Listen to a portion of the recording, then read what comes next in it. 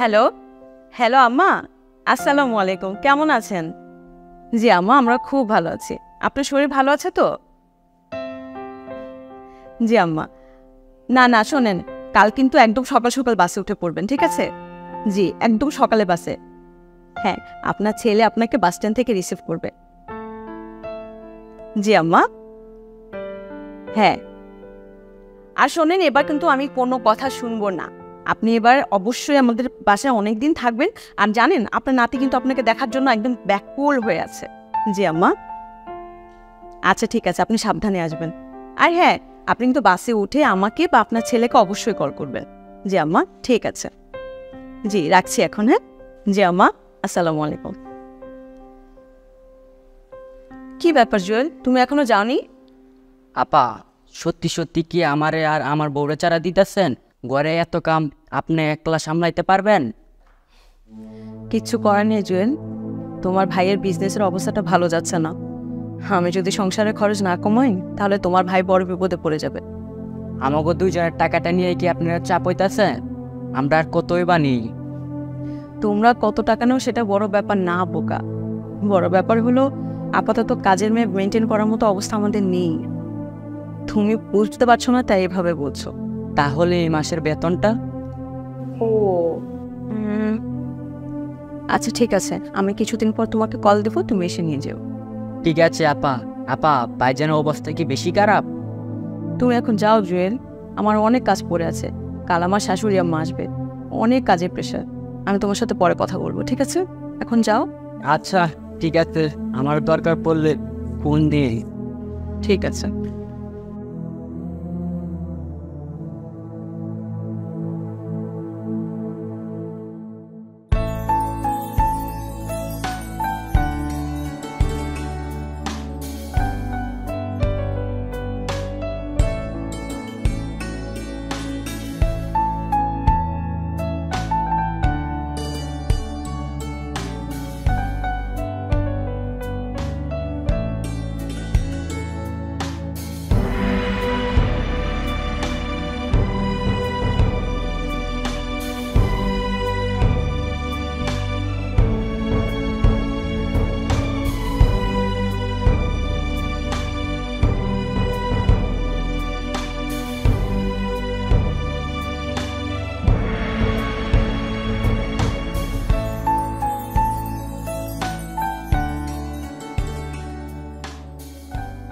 কি খবর আসার ওদিকে খবর কি? সব শেষ হয়ে গেছে আরেক ভাই, এখন আর করার কিছু নাই। দেখেছো হাসান, আমি বারবার তোমাকে বলছিলাম আমার কথা না শুনলে কি হয়। ভাই, আপনি তো জানেনই যে শুভদের অনেক টাকা আছে, এই টাকায় ওর কিচ্ছু আসবে যাবে না, কিন্তু আমি তো পুরোটা শেষ হয়ে গেলাম। শুভ শুভ তো একটা হারামজাদা। হ্যাঁ, মনে করে সবসময় আমি যেটা কই সেটাই এর কাছে খারাপ। হ্যাঁ, মনে করে আমার এন্ট্রি পার্টি তার। আরে বাবা, আমি তো একজন সিনিয়র মানুষ, আমি তো যারে একটা ব্যবসার বুদ্ধি দেই সেটা কখনো খারাপ হয়েছে এরকম কোনো উদাহরণ নাই। আরে ইনভেস্ট করার আগে আমার জিগাবি না, আর প্রেস্টিজে লাগে, কপালে ছিল তাই হয়েছে। আমি জানি আরেক ভাই, আসলে এবার কেন যে এই ভুলটা করে ফেললাম নিজেও বুঝে উঠতে পারতেছি না। আরেক ভাই, আসলে শুভর কথায় পুরো টাকাটা ইনভেস্ট করাটা আমার একদম উচিত হয় নাই। এখন যে কি করব নিজেও বুঝে উঠতে পারতেছি না। খারাপটা আমারই বেশি লাগতেছে। তাই তোমার একটা কথা কইস ছোট ভাই, কিছু মনে করো না। আপনি বলেন আরেক ভাই। তোমার বন্ধু বান্ধবের কথা আসলো না, আমার একটা কথা শোনো। আমি যার একটা বিজনেস প্ল্যান দিছি সেটা ফেল হয়েছে, জীবনে এমন কিছু হয় নাই, বুঝতে পারছো?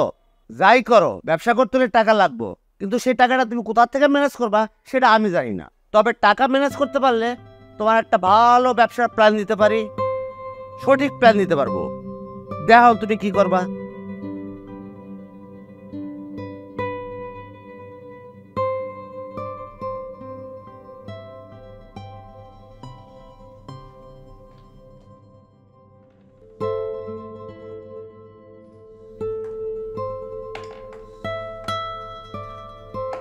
আম্মার সাথে তোমার কথা হয়েছে?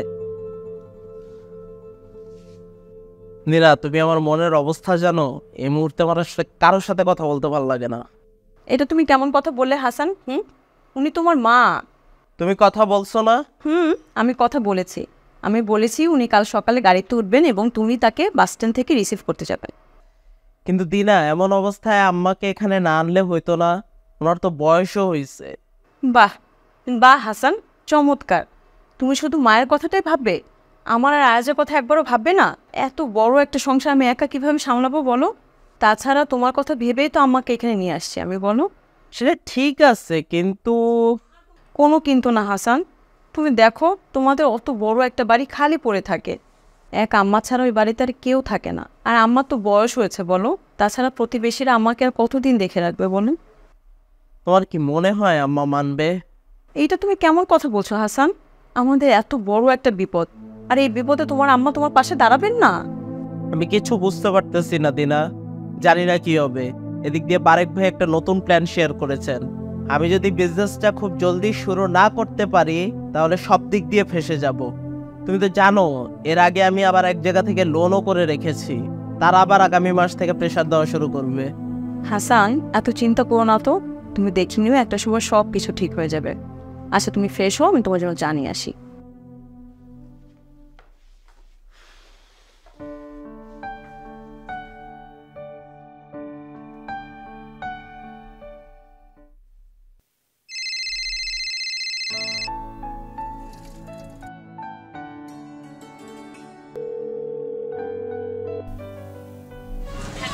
হ্যাঁ আম্মা, আপনি কোথায়? এই তো মা, আমি রিকশায়।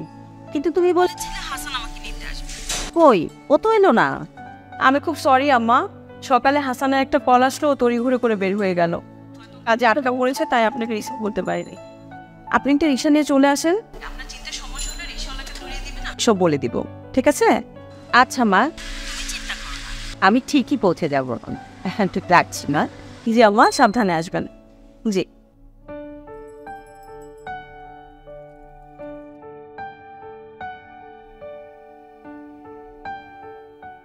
আপনার কোনো সমস্যা হলে তো আমার আসতে। না রে মা, রিক্সাওয়ালা ছেলেটা অনেক ভালো ছিল, ওই তো আমাকে দেখে শুনে নিয়ে আসলো। ঠিক আছে আম্মা, আপনি এখন বসেন, আরাম করেন। কি হলো আম্মা, আপনার কোমরে ব্যথা নাকি? আরে ও কিছু না, কয়দিন হলে এরকম হয়েছে, উঠলে বসতে পারি না, বসলে উঠতে পারি না। এটা কেমন কথা আম্মা? হ্যাঁ, এই কথা আপনি আমাদের জানিয়েছেন? কেন যে এমন করেন বুঝি না। আপনার ছেলে আমি দুজনে বলেছি না, কোনো সমস্যা হলে সাথে সাথে আমাদের জানাবেন। আরে বাবা, কিছুই হয়নি তো, বললাম তো সব ঠিক হয়ে যাবে। আর এসব ছোটোখাটো বিষয়ে তোমাদের জানিয়ে কি হবে? এছাড়া ছেলেটা আমার খামোখা টেনশন করবে। তাই বলে আচ্ছা ঠিক আছে, এখন যখন চলে এসেছেন ভালো একটা ডাক্তার দেখিয়ে দিব। কিন্তু আম্মা, এমনি আপনার কোমরে ব্যথা, আপনি খামোখা কেন এগুলো এত সব নিয়ে আসতে গেলেন? হ্যাঁ, আমি বলেছেন এসবের কোনো দরকার নাই। কি আর আনতে পারলাম মা, আমার নাতিটা আছে না, ওর জন্য একটু নাড়ু, একটু মোয়া, একটু পিঠা বানাইতে চাইছিলাম, কিন্তু সেটাও পারলাম না কোমরে ব্যথার কারণে মা। দাদু তুমি এসেছো? ওরে আমার দাদি ভাই, আসো আসো আসো, আমার কাছে আসো। কত বড় হয়ে গেছে এখন দাদু ভাইটা, কতদিন দেখি না কাছে থেকে, কত বড় হয়ে গেছে আমার দাদু ভাই। বড় হয়ে গেছি না, আম্মু আম্মু বিশ্বাসই করে না। বিশ্বাস করবে, এখন আমি এসে গেছি না, ঠিকই বিশ্বাস করবে তোমার আব্বু আম্মু। দাদু তুমি আমাদের সঙ্গে থাকবে? হ্যাঁ বাবা, এখন যেহেতু এসে গেছি, দেখি কয়দিন ভালো লাগে, তারপর ভালো লাগলে থেকে যাব। বৌমা, হাসান বাসায় নেই? না আম্মা, আপনাকে বলেছি না, হাসান সেই সকালবেলা বের হয়ে যায়, আস্তে আস্তে রাত হয়ে যায়। আয়াজ, এখন দাদিকে ছাড়ো তো, দাদি ভীষণ টায়ার্ড, দাদি এখন ফ্রেশ হবে, তারপর খাবার খাবে, ছাড়ো। আর একটু থাক না আমার কাছে। না আম্মা, আপনি এখন ভীষণ টায়ার্ড, চলেন তো, আগে এখন ফ্রেশ হবেন, তারপর খাবার খাবেন। আসেন, আপনাকে ওয়াশরুমটা দেখিয়ে দিই। আচ্ছা চল। আস্তে আম্মা।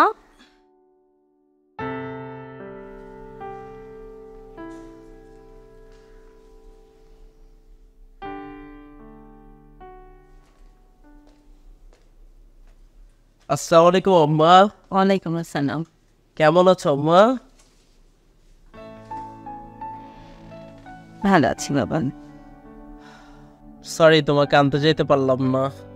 ঠিক আছে, আমি জানি তো তুই ব্যস্ত থাকিস, আর এই জন্য আমি অপেক্ষা না করে একা একাই চলে আসছি। কিন্তু তুই এরকম শুকায় গেছিস কেন?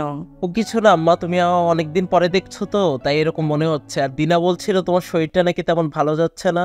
দিনা ঠিকই বলেছে, বয়স তো আর কম হলো না বাবা, আর কত নিজেকে ধরে রাখবো। এই বয়সে একটু একটু শরীর খারাপ হবেই।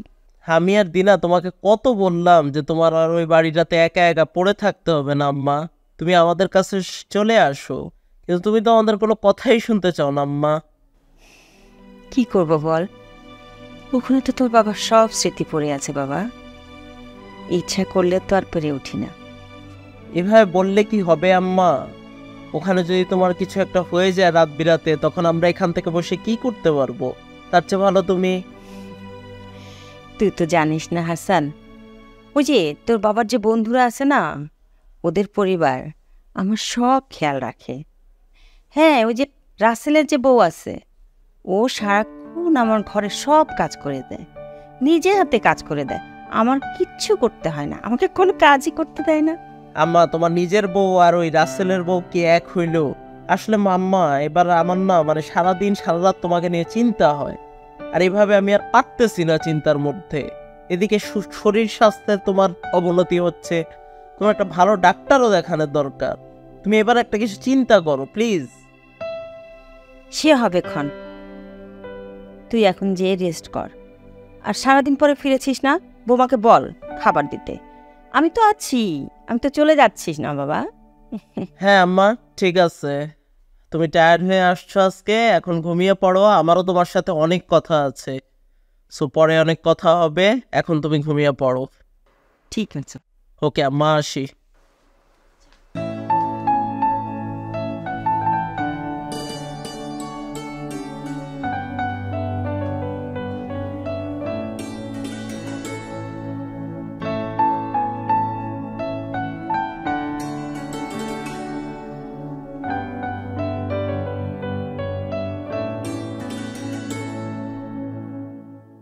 আমার সাথে তোমার কথা হয়েছে?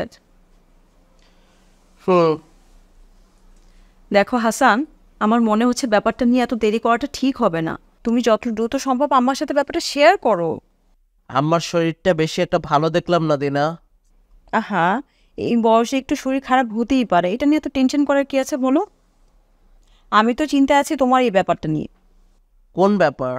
কেন, বারেক ভাই বলেছে না? তুমি কি ভুলে গেছো? বারেক ভাই বললো না টাকা দিতে পারলে তোমাকে নতুন একটা লাইন করে দিবে। সেটা তিনি পারবেন, আমি জানি। তাহলে বলো, টাকাটা তো আমাদের দরকার। এখন তুমি যদি আমতা আমতা করো তাহলে কিভাবে হবে বলো? আমাদের অবস্থা কি হবে ভাবতে পারছো? বুয়াকে বলে দিয়েছো? বলে দিয়েছি, কিছুদিন পরে সে টাকা নিয়ে যাবে। ওসব নিয়ে তুমি ভেবো না তো, আমি ম্যানেজ করে দিব। বুয়াকে ছাড়িয়ে দিলে এখন তো তোমার উপরে অনেক চাপ হবে দিনা। আয়াজকে স্কুলে আনা নেওয়া, রান্না বাড়া ইত্যাদি। হাসান, আমি তোমাকে বলেছি তুমি শুধু বিজনেসে ফোকাস করো, তোমাকে আর কোনো টেনশন করতে হবে না প্লিজ। এদিকে সব কিছু আমি দেখছি, তুমি এসব নিয়ে একদম চিন্তা করো না তো। এভাবে যে বিজনেসটা ডুববে আমি চিন্তাও করতে পারিনি, আসলে ভাগ্যটাই খারাপ। ভাগ্যের উপর দোষ দিয়ে কি লাভ বলো? তোমার বন্ধুগুলো একটু অতিরিক্ত আত্মবিশ্বাসী ছিল। এত অতিরিক্ত আত্মবিশ্বাস যে ঠিক না, সেটা তারা বুঝতে পারেনি। তারা বুঝতে পারেনি এই ক্যাপিটালটা তোমার সম্বল। যাক, চিন্তা করো না তো, যা হওয়ার সব হয়ে গেছে, এখন নতুন করে আবার শুরু করতে হবে। সুতরাং একদম দেরি করো না, আমার সাথে দ্রুত ব্যাপারটা শেয়ার করো। ঠিক আছে।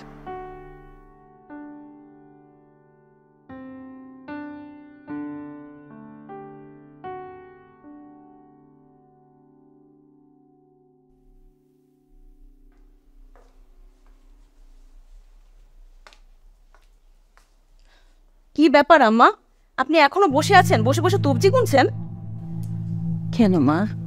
ও, গতকালকে জার্নি করে আসছি তো, তাই ঘুম থেকে উঠতে দেরি হয়ে গেছে, নামাজটা একটু কাজা পড়লাম। এটা কি বললে হবে আম্মা? হ্যাঁ, আপনাকে তো আমার ব্যাপারটাও বুঝতে হবে। কাজের লোকগুলোকে আমি ছাড়িয়ে দিয়েছি, এখন তো বাসার সব কাজ আমার কাঁধের উপর পড়ে আছে। কিন্তু মা, আমি তো একা একজন মানুষ, বাড়ির সব কাজ আমি একা কিভাবে করব বলেন আমাকে? তার মানে বৌমা, তুমি বোঝাতে চাচ্ছ তোমার সঙ্গে সংসারের কাজে সাহায্য করতে হবে, এই তো? আম্মা, সাহায্য না করলে আপনাকে বাড়িতে এনে আমার লাভটা কি হলো বলেন? হ্যাঁ, আপনি কি এগুলো বোঝেন না? হাঁ করে কি দেখছেন আম্মা? আপনি কি আমার কথা শুনতে পাচ্ছেন? ঠিক আছে বৌমা, তুমি কোনো চিন্তা করো না। তুমি দাদু ভাইকে নিয়ে স্কুলে যাও, আমি সব কাজ করে রাখবো। দয়া করে এমন কোনো কাজ আবার করবেন না যেগুলো আবার করলে আবার নতুন করে আমাকে বাসায় এসে কাজ করতে হয়। ঠিক আছে বৌমা, আমি বরং শাড়িটা চেঞ্জ করে সংসারের কাজে হাত লাগাচ্ছি, তুমি যাও। জি আম্মা, আমাকে একটু দয়া করে উদ্ধার করবেন, ঠিক আছে?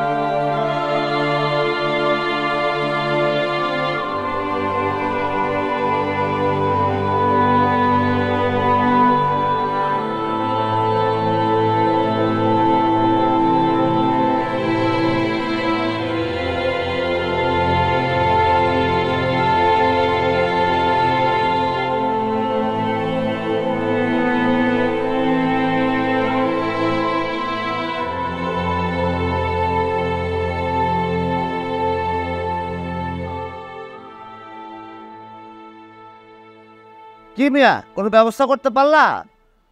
বারেক ভাই, আমি আসলে অনেক চেষ্টা করতেছি, কিন্তু বুঝতেই তো পারতেছেন এতগুলো টাকা। সে তো আমি বুঝি মিয়া, কিন্তু সময় পার হয়ে গেলে কেমনে কি করবা? আর আমি কি বা করতে পারবো? আমাকে কয়টা দিন সময় দেন বারেক ভাই, আমি ঠিক একটা ব্যবস্থা করে ফেলবো।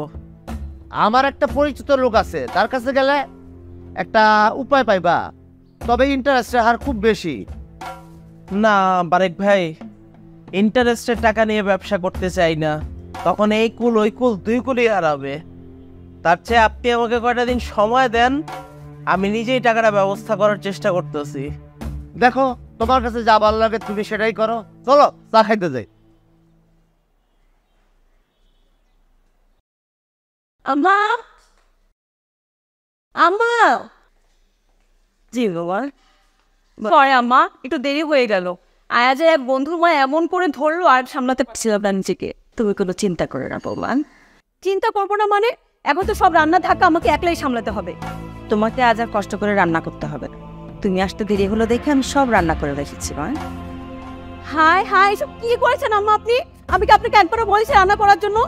আসলে আমি ভাবলাম তোমার আসতে কত দেরি হয় না হয়। এখন আবার নতুন করে আমাকে সব রান্না করতে হবে? আপনি জানেন না আয়াজ আমার রান্না ছাড়া খেতে পারে না? দাদু ভাই ঠিক ওর বাবার মতো হয়েছে। হাসানও ছোটবেলায় আমার হাতে রান্না ছাড়া খেতে পারতো না। এইসব ফালতু কথা এখন বন্ধ করেন তো আম্মা। এখন নতুন করে আমাকে সব আবার রান্না করতে হবে। এসব পণ্ডিতি না আমার একদম ভাল লাগছে না। তোর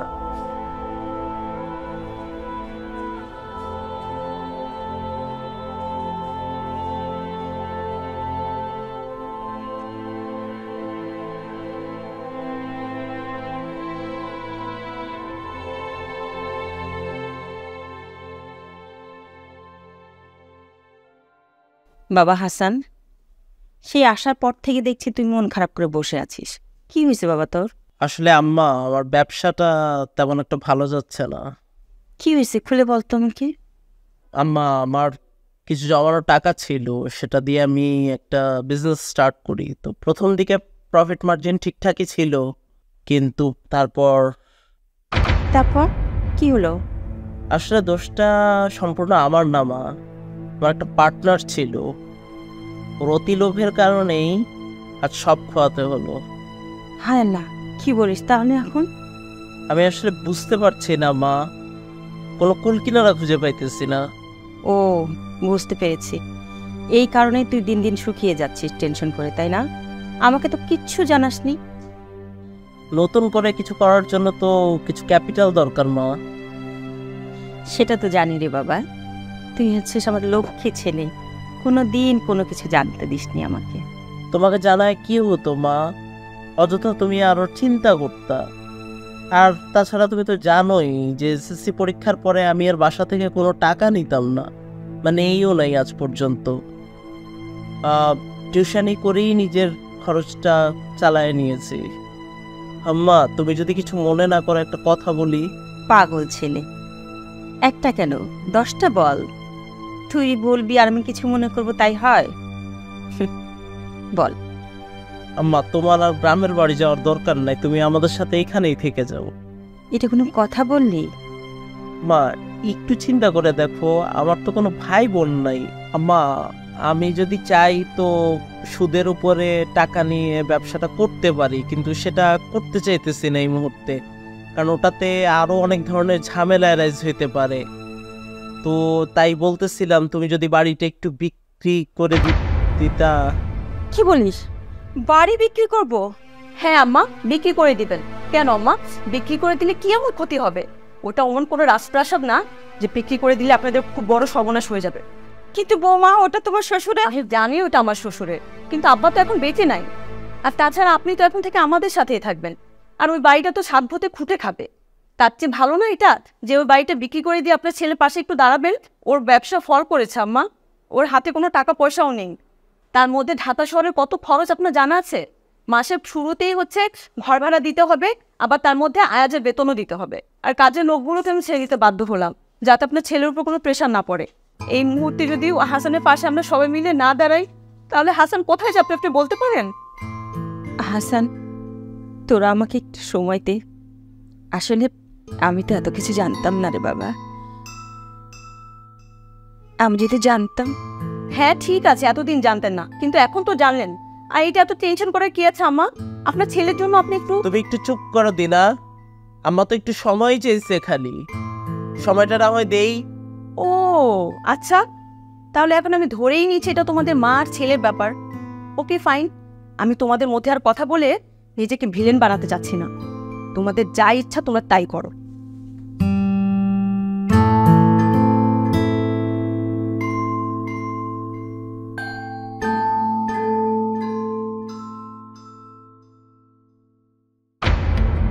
আমি জানি ওই জমি তোমার আম্মা তোমাকে কখনো দেবেন না। সে তোমাকে কতটা ভালোবাসে সেটা আমার খুব ভালো জানা হয়ে গেছে হাসান। দিনা আস্তে কথা বলো, আম্মা শুনতে পেলে মন খারাপ করবে। তোমার আব্বা মন খারাপ করলে কি আমার বইই গেল? হ্যাঁ, যে মা তার সন্তানকে ভালোবাসে না তার প্রতি আমার কোনো রেসপেক্ট নেই, তার প্রতি আমার কোনো রেসপেক্ট নেই। আজ আমার আজ যদি এমন কোনো বিপদে পড়তো, আমি কি পারতাম? হ্যাঁ, আমি কি পারতাম চুপ করে বসে থাকতে? তোমার মা সেটা পারে। সত্যি করে বলো তো হাসান, এটা কি তোমার আসলে আপন মা? হ্যাঁ মারো, আমাকে মারো, আমাকে আজকে তোমরা মেরে ফেলো, তাহলে তোমাদের সবার শান্তি হবে।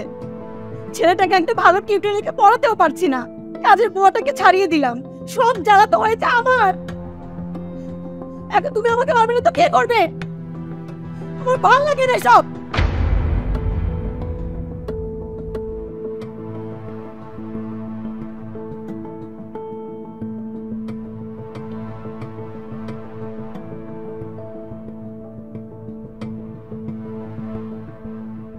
বাবা হাসান, হাসান। জি মা। বাবা, বৌমা ঠিকই বলেছে। তোর এই বিপদের দিনে আমরা যদি পাশে না দাঁড়াই তাহলে কে দাঁড়াবে? তাছাড়া এখন তো আমি এই বাড়িতেই থাকবো। তুই এক কাজ কর, আগামীকাল বাড়িতে যা, গিয়ে বাড়িটা বিক্রির ব্যবস্থা কর। কাগজপত্র আমি সব গোছায় দেবো বাবা। থ্যাংক ইউ মা, থ্যাংক ইউ মা। পাগল ছেলে, থ্যাংক ইউ বলার কি আছে? এই বাড়িতে তোরই। থ্যাংক ইউ মা, থ্যাংক ইউ।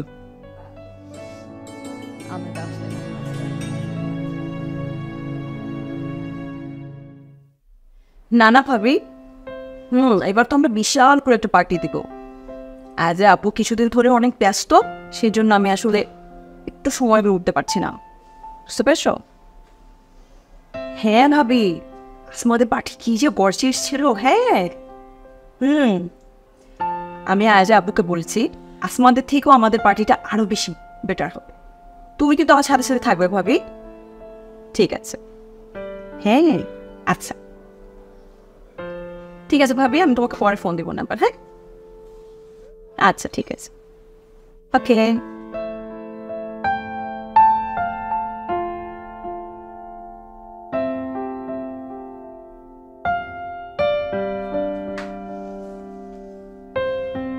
এই কি করছো তুমি? এই তো বলো। ব্যস্ত? শোনো না, আহা শোনো না। না বলো। আমি কিন্তু সবাইকে বলে দিয়েছি এবারের পার্টিটা আমাদের সবার থেকে অনেক বেশি জমকালো হবে। জমকালো যদি না হয়, দেখো সবার থেকে যদি বেটার না হয় তাহলে কিন্তু আমার মান সম্মান একদম থাকবে না। হ্যাঁ তো করো। সত্যি তো। কি সমস্যা? সব টাকা পয়সা তো তোমার কাছেই। আর শোনো, আমি কিন্তু জরিনা আর জুয়েলকে আমি রেখে দিয়েছি। আমাকে এখন আর কারো সাহায্য লাগবে না। আর তাছাড়া তোমার আম্মু হেল্প চেয়ে ঝামেলা করে বেশি। আমি বলি এক আর সেই করে আরেক। এইসব কিন্তু আমার একদম সহ্য হচ্ছে না হাসান। আর তাছাড়া বাড়িতে কিছুদিন পর পার্টি হবে, তোমার আম্মা এসব নিতেও পারবে না। তার চেয়ে ভালো আমি তোমাকে যেটা বলি সেটা শোনো। দিনা, আমি একজন সন্তান হয়ে আমার মাকে কিভাবে এই কথা বলি? আজ ওনার জন্যই তো আমাদের এই অবস্থা ফিরেছে। ও আচ্ছা, এখন সব ক্রেডিট আম্মার হয়ে গেল তাই না? হ্যাঁ, আমার কোনো ক্রেডিটই নেই তোমার কাছে, তাই তো? দিনা, আমি এসব তুমি কার বুদ্ধিতে করেছো বলো? হ্যাঁ, আর তুমি তার একমাত্র সন্তান। এত সম্পত্তি তুমি ছাড়া তার আর কাকে দিবে সে? আর তোমাকে আমি বলে রাখি, আমার কথা শুনলে তোমার কখনো ভালো থেকে মন্দ হবে না, বুঝতে পেরেছো?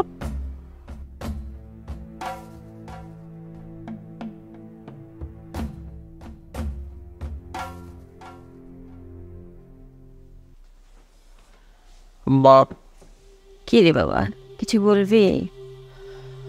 আম্মা, আমার আর এইসব ভালো লাগছে না। ও মা, কোন সবের কথা বলছিস? আমি জানি আম্মা, আমি সব জানি। দিনে সারাদিন তোমাকে দিয়ে কাজ করায়। এই অসুস্থ শরীর নিয়ে তোমার এইসব কাজ করা একদমই ঠিক না। পাগল ছেলের কথা শোনো। এসব আমাকে দিয়ে করাতে হবে কেন? আমি কি নিজের চোখে কিছু দেখি না? আমি নিজে থেকেই সব করি। কেন, কি হয়েছে? বৌমা কিছু বলেছে? আম্মা, আমি চাই না যে তুমি এই বাসায় থেকে আর কাজের মানুষের মতো কাজ করো। আহা, এভাবে চিন্তা করছিস কেন? আমি তো মনে কর। আম্মা, আমি তোমার পায়ে ধরি আম্মা, আমি আর তোমাকে ভাবে দেখতে পারছি না। তার চেয়ে তুমি আমার কথা শোনো, আমি তোমাকে ভালো একটা ওল্ড হোমে রাখার ব্যবস্থা করে দিচ্ছি। আম্মা, তুমি ওখানে রানীর হালতে থাকবে, আর এই বউয়ের আদেশে তোমাকে কোনো কাজ করতে হবে না। আম্মা, তুমি রাজি হয়ে যাও প্লিজ। আম্মা, তুমি রাজি হয়ে যাও। বাবা, এটা কি শুধু তোর চাওয়া নাকি বৌমা বলেছে? আম্মা, তুমি তো জানো ছোটবেলা থেকে আমি তোমাকে কত ভালোবাসি। আমি কখনো তোমাকে কষ্ট দিতে চাইও নাই, আজও চাই না। আমি বোধহয় বুঝতে পেরেছি রে বাবা। বাবা রে, আমি মনে হয় বৌমার মনের মতো হতে পারিনি। বৌমার স্ট্যাটাসের সাথে খাপ খেয়ে চলতে পারছি না। কি করে পারবো বল? আমি তো বরাবরই গ্রামের মেয়ে, গ্রামেই বড় হয়েছি। তাই তোদের শহরের ভাবভঙ্গি বুঝি না। বাবা, তুই কোনো চিন্তা করিস না। তুই যা বলবি আমি তাই করব।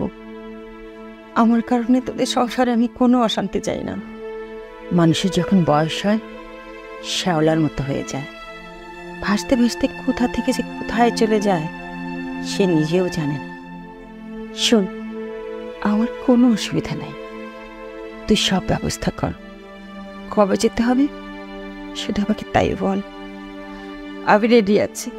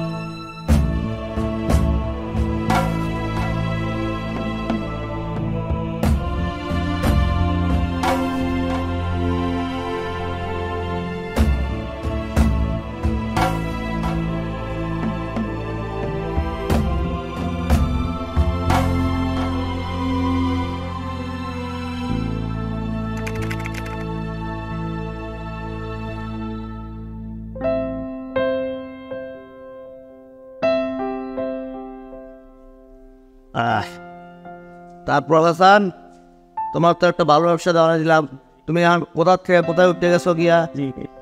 তো একটা কথা মনে রাখো, তোমার বন্ধু কি ভাবছে না ভাবছে, কত খুশি হয়েছে সেটা আমার দেওয়ার বিষয়, মানে আমি বহুত খুশি হয়েছি। আপনি যে কি বলেন না ভাইয়া, ওর বন্ধুদের কথা বাদ দেন তো। আমি যে কি খুশি হয়েছি আপনি যা করেছেন আমাদের জন্য। আপনি না থাকলে আমাদের যে কি হতো। আরে কিছু হইতো না বোন, কিছু হইতো না, রাখে আল্লাহ মারে কে। হাসান, তুমি তো এখন যা করতেছো ভালোই করতেছো, তুমি যে জায়গা আছো সেখান থেকে অনেক উপরে উঠে গেছো।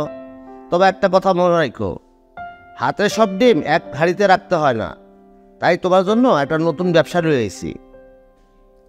তাইলে তো ভালোই হয় বারেক ভাই। আমিও বেশ কিছুদিন ধরে চিন্তা করতেছিলাম যে এই ব্যবসার পাশাপাশি আর একটু কিছু করা যায় কিনা। করা তো যাই বোন, তবে এই ব্যবসায় তোমার মায়ের একটা সই লাগবো। মায়ের সান লাগবে মানে? মায়ের সান লাগবে কেন? কে তুমি জানো না, এত সব ব্যবসায় আর মায়ের নামে করছে।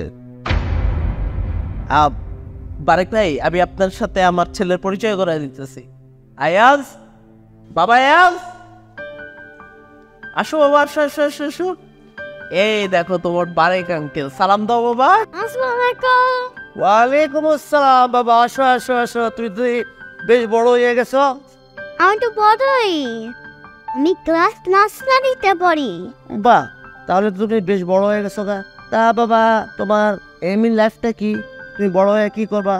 যেমন ধরো তোমার বাবা একজন বড় ব্যবসায়ী, তোমার মা হাউস ওয়াইফ। তবে আমি জানি তোমার মা কয়েকদিন পরে ব্যবসায় নামবো। তা তুমি কি করবা বাবা বড় হইয়া?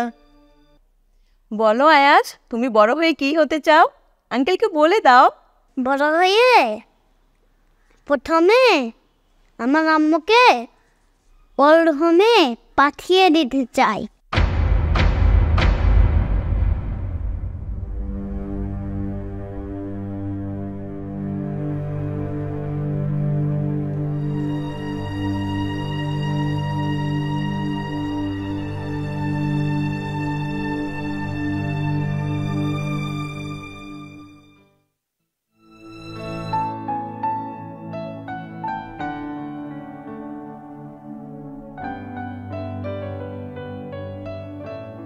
দাদু তুমি এসেছো?